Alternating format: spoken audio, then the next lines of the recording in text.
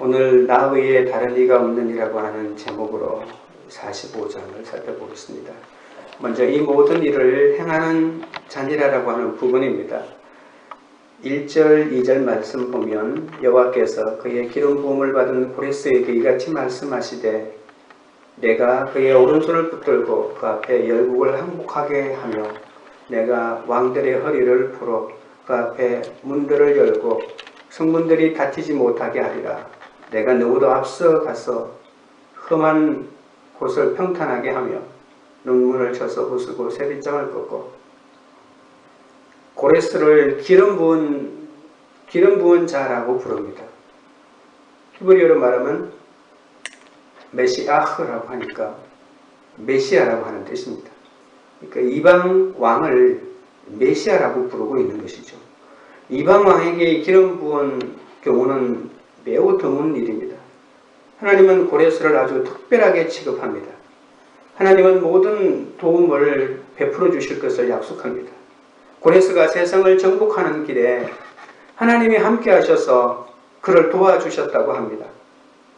하나님이 앞장서서 험한 곳을 평탄하게 하고 논문과 세빗장을 쳐서 고레스가 쉽게 그 긴 정복의 과정을 수행할 수 있도록 준비하시고 도우셨다고 합니다. 그리고 하나님은 모든 고레스가 싸우는 열왕들의 무장을 해제시키기까지 했다고 하죠. 오늘 1절 마지막 부분에 그 앞에 문들을 열고 라고 하는 부분을 보세요. 고레스가 성읍에 도착하기도 전에 하나님이 먼저 가서 왕의 허리를 풀고 그 성문을 열게 하셔서 고레스가 아무 저항 없이 점령할 수 있게 만들었다고 합니다. 참 구약 성경에 다윗이 가는 곳마다 하나님이 승리를 거두었다 그런 걸 보는 것 같아요. 사실 이것은 역사적으로 증명하는 이야기입니다.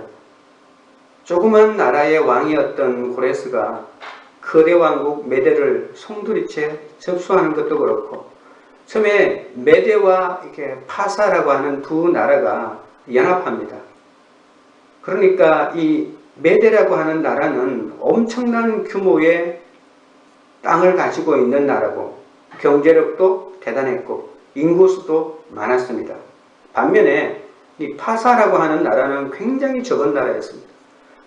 그 땅 규모로 따지면 한 몇십 분의 1밖에 되지도 않고, 그런데 이 파사에는 그냥 군사들이 많은 것이 아니라 장군들이 많이 있었어요. 인구 비례에 비해서. 그런데 메대와 파사가 연합해서 바벨론을 쳐서 무찌르는데 얼마 있지 않아 이 파사라고 하는 작은 나라가 이 메대라고 하는 거대한 나라를 접수해 버립니다. 그리고 이 고레스는 이 파사 지역의 출신이었거든요. 그래서 이 파사가 나중에 이름이 페르시아로 바뀌게 됩니다. 본격적으로 고레스가 정복전쟁을 나서는 원정길마다 거침이 없었습니다. 많은 나라가 그에게 항복하거나 문을 열고 환영했거든요. 그런데 오늘 성경 본문을 보니까 하나님이 이 일을 하셨다라고 이렇게 말합니다. 3절입니다. 내게 흑암 중에 보화와 은밀한 곳에 숨은 재물을 주어 내 이름을 부르는 자가 나 여호와 이스라엘의 하나님인 줄을 내가 알게 하리라. 여기 나오는 네라고 하는 2인칭도 고레스를 말하죠. 하나님께서 고레스를 지명하여 불렀다고 말합니다. 그냥 어떤 사람을 세워서 일하다 보니까 하필 그가 고레스였다라고 하는 것이 아니라 하나님은 이미 고레스를 알고 있었고 고레스를 이름을 정확하게 불러서 자신의 뜻한 바를 성취하게 하나님께서 인도하셨다고 말합니다. 하나님이 이렇게 부르는 이유는 뭘까요? 3절 뒷부분에 있는 나 여호와 이스라엘의 하나님인 줄 알게 하기 위함이었다.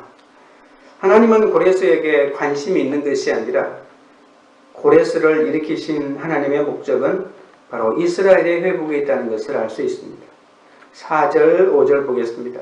내가 나의 종 야곱 내가 택한 자 이스라엘을 위하여 내 이름을 불러 너는 나를 알지 못하였을지라도 내게 칭호를 주었노라. 나는 여호와라. 나 외에 다른 이가 없나니 나밖에 신이 없느니라.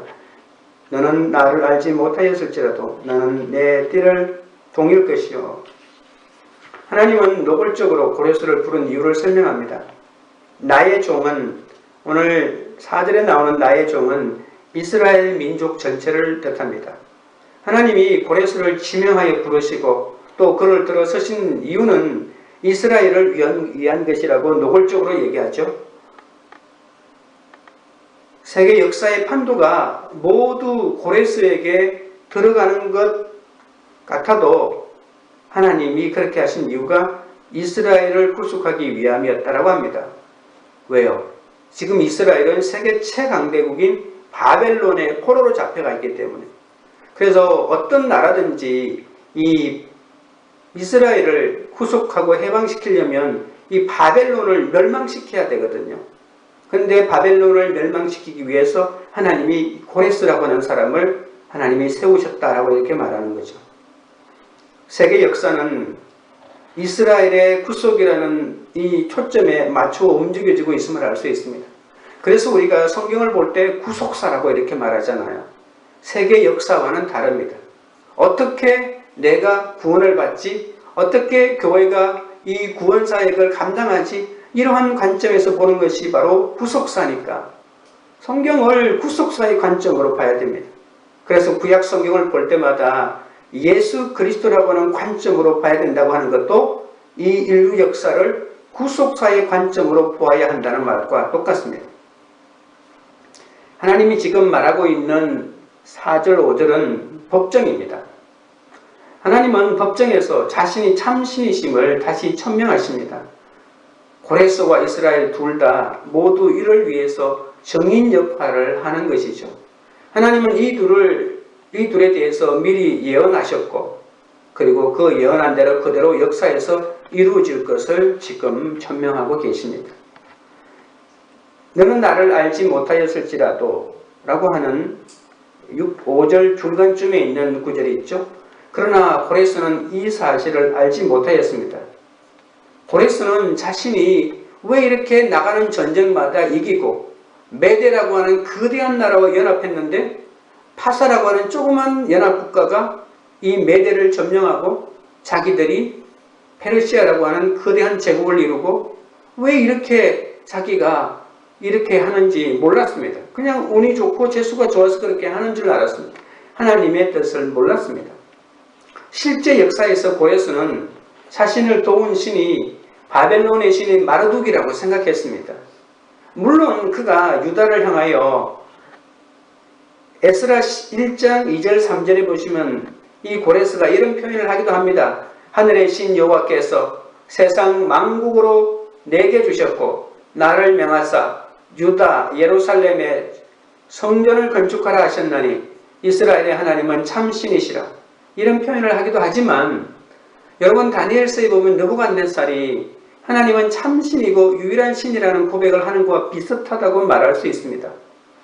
고레스는 가는 곳마다 자기가 점령하는 도시마다 그 도시의 신의 부름을 입은 자라고 자기를 자처했기 때문에 이 고레스는 가는 곳마다 그 도시의 신을 우습게 여기지 않고 내가 그 신의 부름을 받고 여기 왔다고 이렇게 말하는 제국의 제왕치고는 다른 어떤 제왕과는 전혀 다른 면모를 보이는 사람이면 틀림이 없었습니다. 피정복민, 특히 포로로 잡혀온 민족들에게 호의적인 태도를 보였습니다. 그래서 역사적인 기록에 보면 고레스는 포로민들에게 굉장히 후하게 대하였을 뿐만이 아니라 그들의 신전을 짓게 만들고 그리고 바벨론이 빼앗아 온 모든 신전의 기구들을 귀환하여 그민에게 돌려주었다고 말합니다. 그러니까 이 고레스의 정복민들을 정책, 다스리는 정책은 그들의 신들을 인정해 주었고 무너졌던 모든 바벨론이 파괴했던 신전들도 다시 복구하게 해주었고 그리고 바벨론이 빼앗아왔던 그 신전의 모든 기구들도 돌려보내 주었다고 이렇게 말하고 있습니다. 그러니까 이스라엘에게만 특별히 그랬던 것이 아니라 모든 정복민들에게 그렇게 행동했기 때문에 오늘 하나님께서 5절에 너는 나를 알지 못하였을지라도 고레스 너는 나를 몰랐다 할지라도 이렇게 표현한 것이죠. 6절 7절 보십시오. 해 뜨는 곳에서든지 지는 곳에서든지 나밖에 다른 이가 없는 줄을 알게 하리라. 나는 여호와라 다른 이가 없느니라. 나는 빛도 짓고 어둠도 창조하며 나는 평안도 짓고 환난도 창조하나니 나는 여호와라 이 모든 일들을 행하는 자니라 하였노라. 하나님만이 유일하게 고레스에 대하여 예고하셨습니다. 이 세상의 그 어떤 신도 이 가장 작은 이 파사라고 하는 작은 지역의 작은 지역 왕이었던 이 고레스가 이 엄청난 대제국을 이루고 바벨론마저도 멸망시킬 것을 예언한 신이 한 명도 없었습니다. 오직 유일하게 여호와 하나님만이 이것을 160년 전에 예언하셨던 분입니다. 하나님은 자신이 미래의 일을 예측할 수 있는 것은 자신이 창조주이기 때문에 그렇다고 6절 7절에 말하고 있습니다. 그는 빛도 짓고 어둠도 창조하셨다고 말하고 평안도 짓고 환난도 창조하셨다고 말합니다. 물질의 세계뿐만이 아니라 그 위에서 일어나는 모든 일도 하나님 자신의 손에 달려있다는 것을 분명하게 밝힙니다. 그래서 고레스가 일어나는 것도 바벨론이 일어나는 것도 바벨론이 멸망하는 것도 모두 자신의 계획에 의해서 움직여지고 있다. 왜냐하면 나는 창조주이기 때문이다 라고 말합니다. 8절입니다. 하늘이여 위로부터 공의를 뿌리며 구름이여 의를 부을지어다. 땅이여 열려서 구원을 삭트게 하고 공의도 함께 움트게 할지어다. 나 여호와가 이 일을 창조하였느니라. 고레스로 말미암아 도래하게 될 구속으로 이스라엘이 풍성한 영적인 축복을 받을 것을 말하는 것입니다. 하나님이 이방인 고레스를 그렇게 불러 사용하신 이유는 고레스나 페르시아 자체를 위해서 그렇게 한 것이 아니고 하나님이 바로 이스라엘의 하나님이심을 알리기 위해서 그랬습니다. 오늘 8절의 앞부분에 보시면 의라고 하는 용어가 나오죠. 의라고 하는 용어는 히브리어로 ጼ데크라고 하는 말인데 법정 용어입니다. 재판에서 무죄가 선고됨을 의미합니다. 그러니까 의를 부을지어다 라고 하는 이 말은 구원을 얻는다 라고 하는 말과 똑같습니다. 죄가 없어졌다 라고 하는 말과 똑같으니까 구원을 받는다 라고 하는 말과도 같이 쓰일 수가 있습니다. 이 하나님의 의와 구원은 이스라엘 사람들이 만들어내거나 스스로 획득되는 것이 아니라 위로부터 내려오는 것이라고 말합니다. 하나님이 부어준다는 겁니다. 이 구원이라고 하는 것은 하나님이 부어준다는 거죠. 난 죄가 없어. 세상에 이런 사람은 아무도 없습니다. 그냥 하나님이 너 죄 없다고 해주기 때문에 죄가 없는 거지. 여러분, 하나님이 죄를 덮어버리기 때문에 죄가 안 보이는 것이죠. 우리가 예수를 믿는다고 해서 우리 속에 있는 모든 죄가 사라지지 않습니다. 다만 하나님이 우리 마음속에 있는 모든 죄를 십자가의 보혈로 덮어버려서 죄를 안 보이게 죄가 없는 것처럼 여겨주는 거죠. 우리는 여전히 악인이지만 하나님은 우리의 죄를 보지 않는 것이 하나님이 우리를 구원하는 방법이잖아요. 그래서 이것은 순전한 하나님의 은혜입니다. 내 공로가 없기 때문에 지금 신약에서 말하는 구원하고도 그 일맥상통한다고 볼 수가 있습니다. 하나님은 하늘과 땅에서 명령하십니다. 하나님은 하늘에서 의를 내리되 마치 홍수가 찰 정도로 하늘 위에서 하나님의 의를 차고 넘치게 흘려내려 보냈습니다. 그리고 구원의 열매를 이 땅에서 맺으라고 이스라엘 백성들을 촉구하는 것이죠. 하나님은 왜 이스라엘 백성을 그렇게 구속하려고 했을까요? 그것은 바로 하나님이 이스라엘 백성들을 통해서 모든 열방을 구원할 계획을 가지고 있었던 거죠. 그러면 신약 시대인 지금은 어떻게 되나요? 지금은 바로 교회가 그 일을 감당하는 것입니다. 9절부터 11절까지를 보겠습니다. 질그릇 조각 중 한 조각 같은 자가 자기를 지으신 이와 더불어 다툴진대 화했을진저 진흙이 토기장이에게 너는 무엇을 만드느냐 또는 내가 만든 것이 그의 손이 없다 말할 수 있겠느냐 아버지께서는 무엇을 낳아서 하고 묻고 어머니에게는 무엇을 낳으리고 햇산의 수고를 하여서 하고 묻는 자는 화했을진저 이스라엘의 거룩하신 이 곧 이스라엘을 지으신 여호와께서 이같이 이르시되 너희가 장래 일을 내게 물으며 또 내 아들들과 내 손으로 한 일에 관하여 내게 명령하랬느냐. 하나님은 자신이 하는 일에 대해서 불평하거나 따지는 자가 있느냐고 반문하시죠. 페르시아의 고레스는 하나님이 사용하시고 메대 왕은 하나님이 버리셨죠. 페르시아는 번창하게 하시고 바벨론은 망하게 하셨습니다. 세상 사람들은 정복자 앞에서 벌벌 떨게 만들고 이스라엘은 의를 비처럼 내리신다고 합니다. 바벨론은 멸망시키고 이스라엘은 구원시키고, 그래서 세상 사람들이 아니 하나님 불공평합니다. 왜 이스라엘은 구원하고 바벨론은 멸망시킵니까? 이렇게 말할 수 없다는 거죠. 하나님의 주권이라고 하는 것입니다. 이 모든 일은 하나님이 좋아하시는 뜻대로 행하시는 거죠. 토기장이가 마음대로 그릇을 만드는 고난이 없겠습니까? 질그릇이 자기를 만든 토기장이에게 나를 이렇게 만들었냐고 항의할 수 있겠습니까? 그리고 우리가 보통 자식이 부모에게 나를 왜 낳았어? 라고 이렇게 따지는 것은 패역한 자녀들을 나타낼 때 그런 표현을 쓴다고 하죠. 아들이 오미나 아비가 왜 자기를 낳았냐에 대해서 왈가왈부할 수 없습니다. 하나님이 하시는 일에 누구도 반항할 수 없습니다. 이 일은 창조주 하나님의 기쁜 뜻대로 이루시는 것이죠. 여호와께서는 세상이 그의 주권을 알도록 하십니다. 하나님은 의가 물같이 흐를 날이 있다고 말씀하십니다.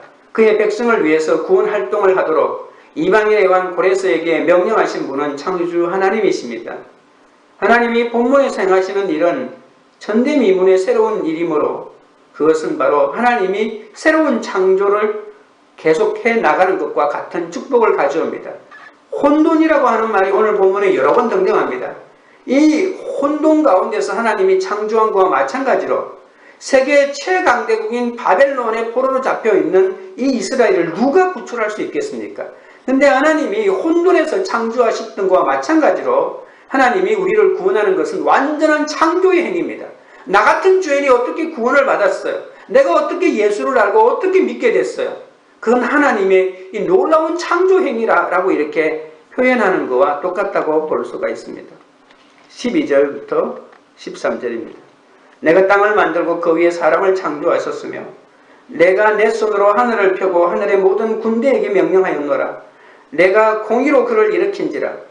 그의 모든 길을 곱게 하려고 하리니 그가 나의 성읍을 건축할 것이며 사로잡힌 내 백성을 값이나 갚음이 없이 놓으리라. 만군의 여호와의 말이니라 하셨느니라. 창조주 하나님은 고레스를 일으키십니다.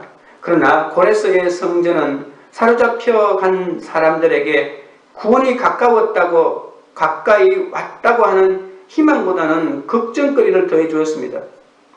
고레스가 지금 놀라운 나라를 만들고 성리를 쟁취하기 위해서 바벨론을 멸망시키러 온다라고 하는 그 소리가 바벨론의 포로로 잡혀가 있던 사람은 오히려 걱정거리를 더해 주었다고 이렇게 말합니다. 그러나 사로잡혀간 자들에게 걱정하지 말라고 하나님께서 말합니다. 걱정하지 마. 너희들에게 해가 가진 않을 거야. 조금만 기다려. 그러면 바벨론이 완전히 멸망하고 너희는 구원을 얻을 거야 라고 말하는데 13절 첫 부분 보십시오. 내가 공의로 그를 일으킨지라. 내가 공의로 그를 일으킨지라. 하나님의 온전한 뜻을 이루기 위해서 고레스를 이렇게 세웠으니까 그가 너희들의 나라로 오는 것을 두려워하지 말라. 반드시 너희들에게 승리를 이루어 줄 것이다 라고 하는 거죠. 여러분, 우리가 보통 포로로 잡고 있던 사람들을 자기가 질 것 같으면 포로를 먼저 죽이는 행위가 가끔 역사에 보면 있잖아요. 그런 것처럼 다른 나라가 쳐들어오면 포로부터 먼저 죽이는 나라들이 있으니까 오히려 여러 가지 걱정거리가 많을 수가 있지만 하나님께서는 절대로 두려워하지 말라고 하십니다. 왜냐하면 내가 공의로 고레스를 이렇게 세웠기 때문에 그렇다고 합니다. 고레스의 승리는 여호와의 공의입니다. 하나님의 중재로 그것이 가능한 것이라고 말합니다. 하나님의 중재는 오로지 하나님의 사랑 때문에 한 결정이기 때문에 그의 백성을 구원할 뿐만이 아니라 오히려 모든 민족을 구원하는 것으로도 열매 맺게 될 것이라고 말합니다. 14절 여호와께서 이같이 말씀하시되 애굽의 소득과 구스가 무역한 것과 스바의 장대한 남자들이 내게로 건너와서 내게 속할 것이요 그들이 너를 따를 것이라. 사슬에 매여 건너와서 내게 굴복하고 간구하기를 하나님이 과연 내게 계시고 그 외에는 다른 하나님이 없다 하리라 하시니라. 모든 민족과 열방이 이스라엘로 찾아와서 하나님을 섬기는 모습을 그려줍니다. 여기서 너는 이스라엘이죠. 이집트와 구스는 자기들의 산물을 가지고 오고 서바의 거인들도 이스라엘에 와서 그들을 섬긴다고 말합니다. 솔로몬 왕 때 서바의 여왕이 솔로몬을 찾아온 적도 있죠. 서바는 지금으로 말하면 예멘이라고 하는 나라인데요. 그러나 포로에서 돌아온 백성들은 아직도 페르시아의 속국이었고, 포로에서 돌아왔지만 이스라엘이 나라로서의 해방을 얻은 것은 아니죠. 그냥 포로를 돌려보내준 것이죠. 이 거대한 대페르시아 제국 안에서 자기 본국으로 돌아가서 본국에서 살 수 있는 자유를 허락한 것 뿐이지 나라가 완전히 독립을 한 것은 아닙니다. 그렇기 때문에 오늘 이 14절 이 본문은 종말에 이루어질 모습이라고 볼 수가 있습니다. 아무리 멀리 떨어져 있는 나라도, 아무리 부유한 나라라도, 또는 아무리 그곳에 사람들의 기가 장대한 나라라도 모든 나라가 여호와 외에 다른 신이 없다는 것을 깨닫게 될 날이 온다는 것이죠. 구약에서는 아직 이것이 이루어지진 않았어요. 예언자가 비전으로 말해놓았지만 이것을 누가 이룰까요? 교회가 이루는 것입니다. 지금 이 시대에 교회가 반드시 모든 열방에 하나님을 선포하고 예수 그리스도를 선포하고 그리고 예수 그리스도가 구원자임을 고백하는 그 놀라운 그 때가 이루어질 것이고 우리는 그 날을 기리면서 이 교회의 사명을 감당해야 할 것입니다. 적용 질문입니다.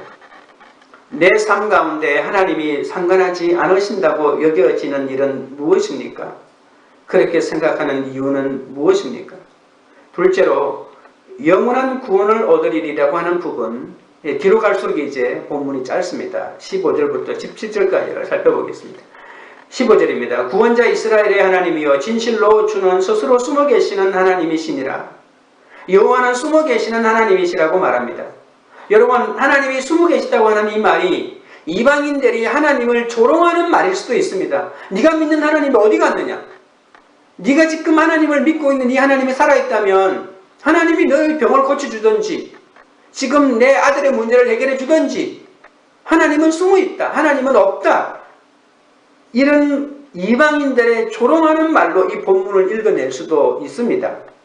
그러나 이 본문의 말씀은 하나님이 무능하다고 하는 이방인들의 조롱이 아닙니다.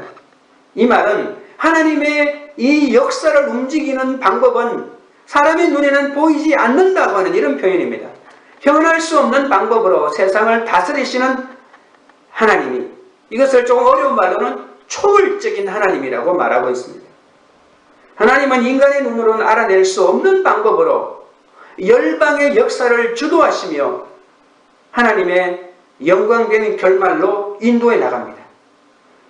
자신을 숨기시느니, 여러분, 하나님은 자신을 숨기십니다. 이것을 어떤 신학자는 하나님이 일식을 당했다 이렇게 말하기도 합니다. 자기를 숨기시고 역사 가운데 드러내지 않으시고 보이지 않는 하나님의 손길이 하나님의 사람을 이끌어가고, 그러니까 이 모든 영적인 눈이 열려야만이 하나님의 보이지 않는 손이 내 삶을 인도하고 우리 가정을 인도하고 우리 교회를 인도하고 이 나라를 인도하고 이 세계를 인도하는 것을 알 수가 있는 것이죠. 하나님은 자신을 숨기시는 이십니다. 하나님께서 궁극적으로 구원의 하나님으로 나타내시는 하나의 방법이 바로 그런 것이죠.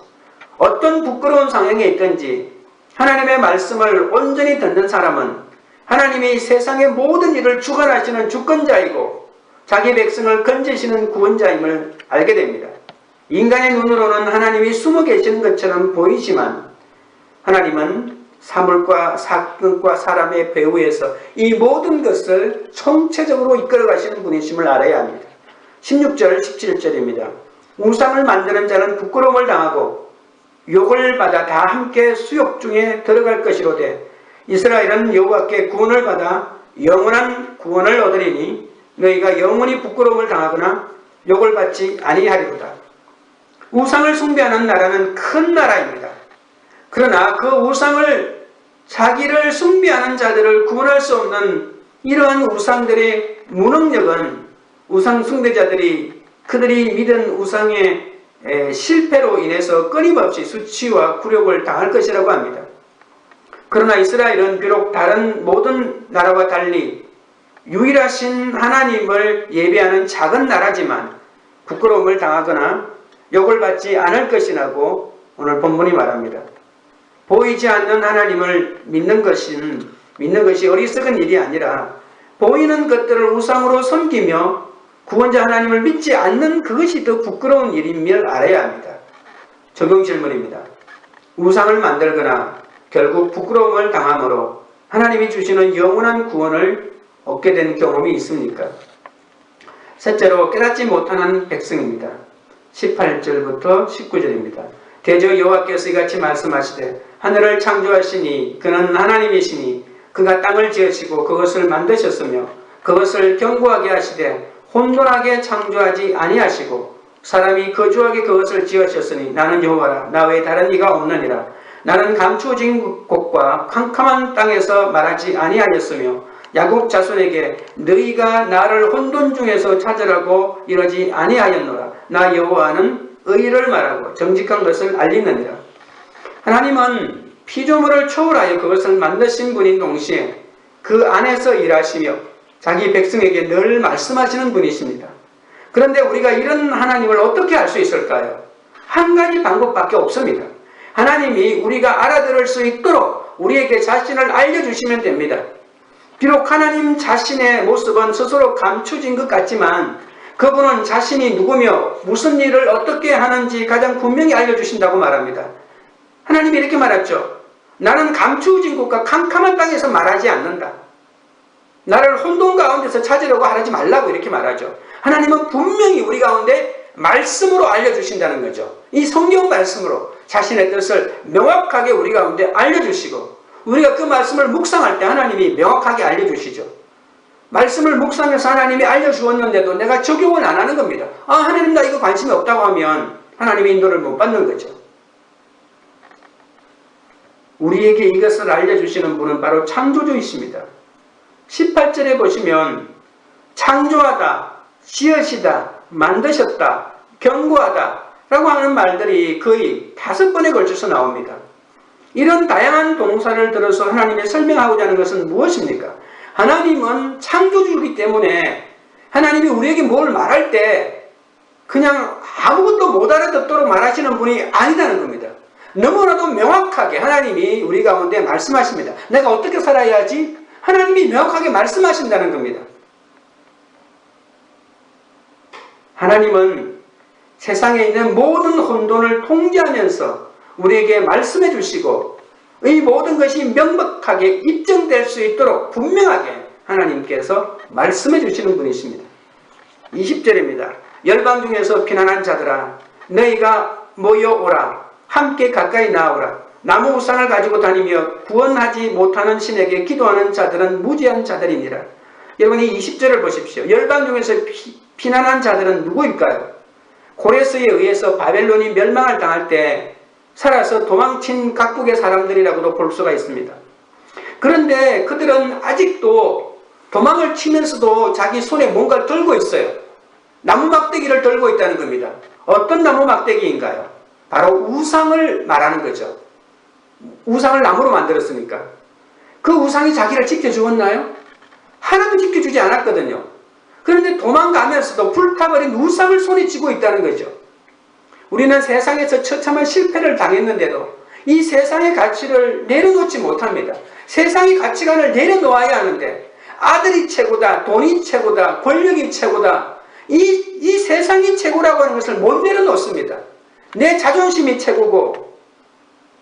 여러분 이것을 언제까지 손에 쥐고 있을 것입니까? 이것을 나무 토막을 여기저기 막 실어 나르고 다니고 있습니다.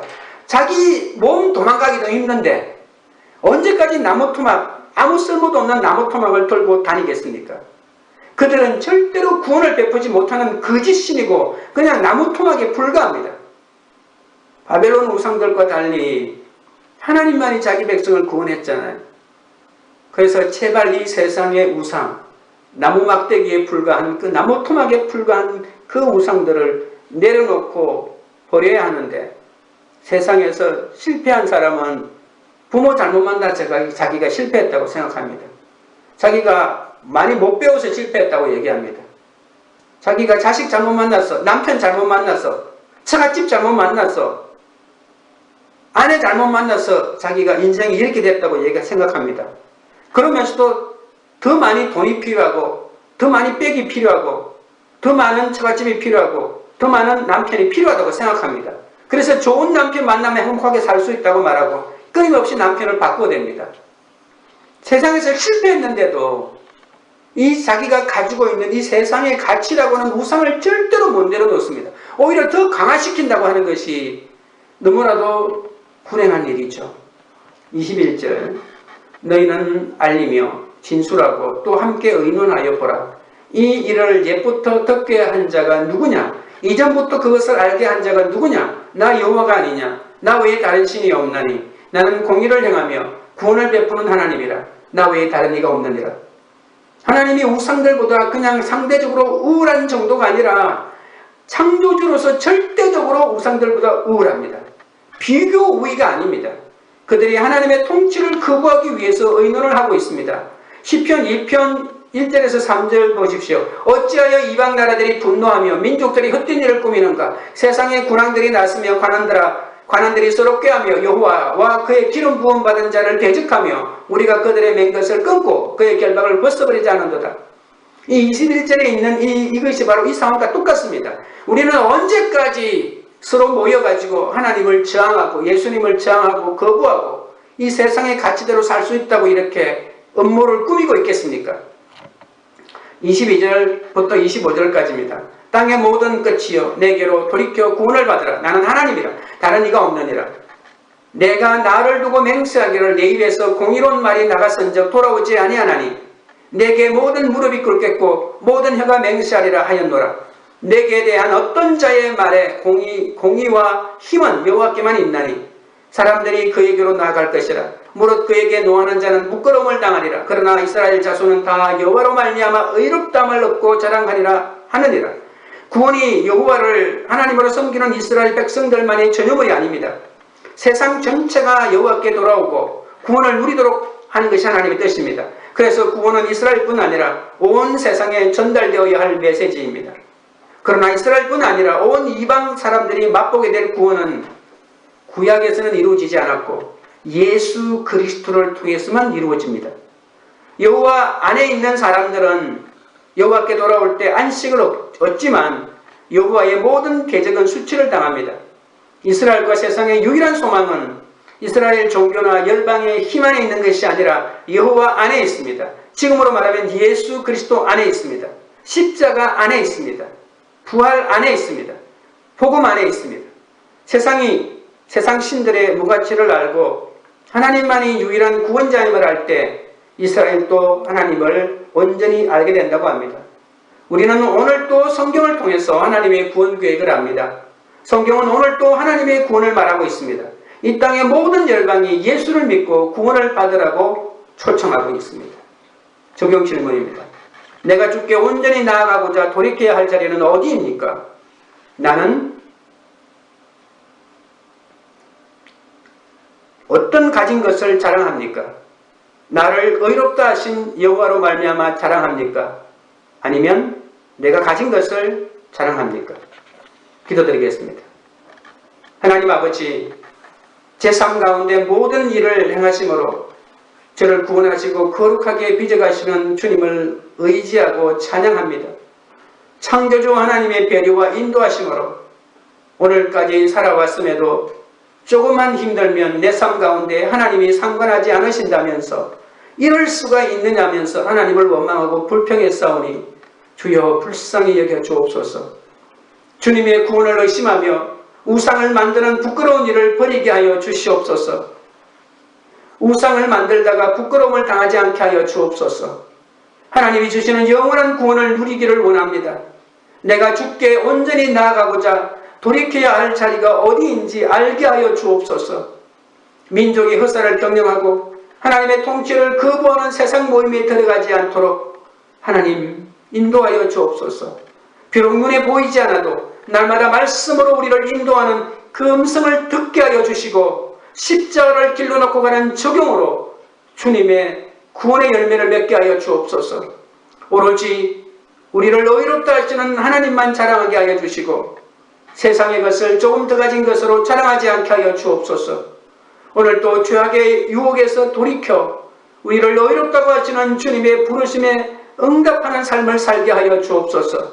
우리나라와 이 열방이 모든 일을 행하시는 하나님을 인정하고 돌이켜 영원한 구원을 얻도록 인도하여 주옵소서. 코로나 바이러스로 상태투성이된 이 나라와 국민의 마음을 만져주시고 힘든 환경 속에서도 환자를 돌보는 의료진들과 봉사자들을 지켜주옵소서. 관계 우리들 교회가 내 죄를 먼저 보고 주께 범죄했음을 인정하는 공동체가 되기를 원합니다. 고난 가운데서도 하나님을 원망하기를 멈추고 회개하며 주께 더 가까이 나아가기를 원하고 복음을 전하고 열방에 선교하는 사명을